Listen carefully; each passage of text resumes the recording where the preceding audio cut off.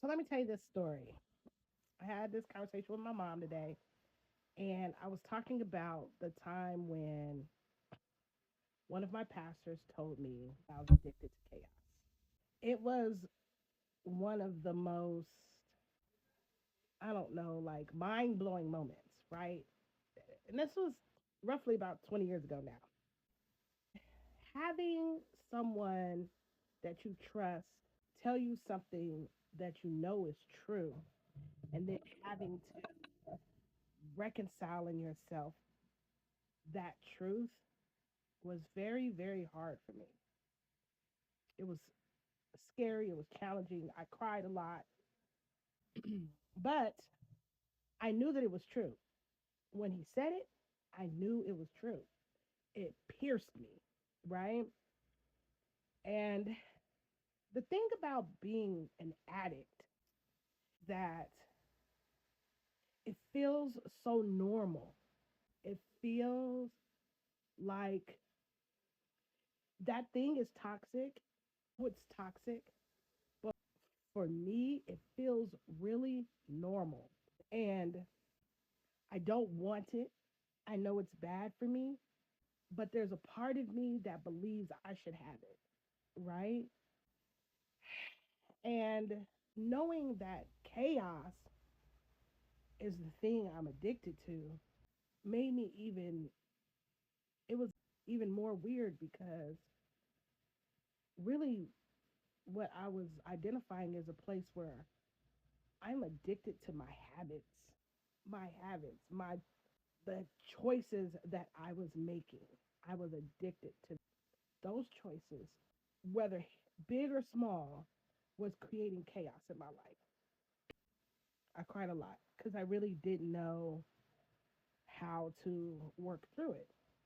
And I was young and I knew it was true, but I was young and I didn't know what to do. So you would think I went and got therapy first, right? But this is an era where not only am I not comfortable with therapy, but in the church, they just don't talk about that. So I prayed a lot. I fasted. I cried and fasted and prayed. I became very aware. And I started reading books.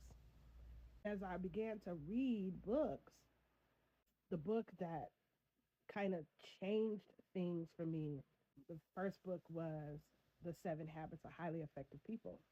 That was the first book that I read that really started shifting my thoughts.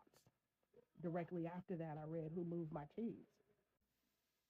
Reading The Seven Habits of Highly Effective People, not like reading the book, but adopting the habits and then going directly into Who Moved My Cheese and then going directly into the eighth habit. And, you know, those books, I read another book called The DNA of Relationships. Those books started structuring how I saw myself, the decisions that I was making, helped me identify the choices that I was making, how to choose differently. I said now when people are telling me they're struggling with something, I suggest therapy. That's the first thing I suggest, therapy. But at that time in my life, I therapy just wasn't the first thought.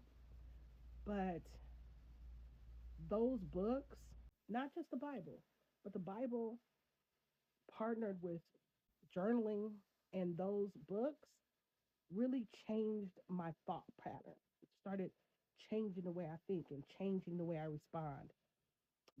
And then after reading those books and adopting those habits and then restructuring my thinking, I read The Alchemist.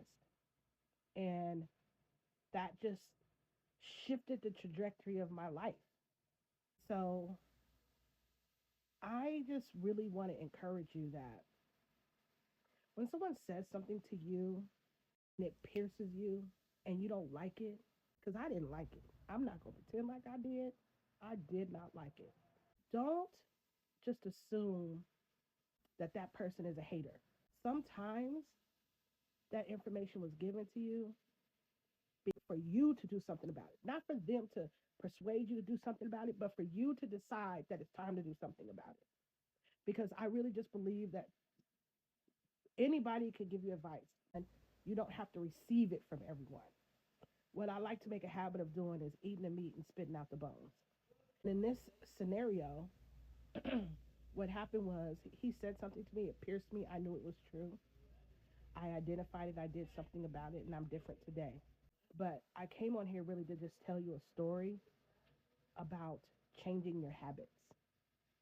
I know I went all over the place, but really this just has to do with choosing to change your habits.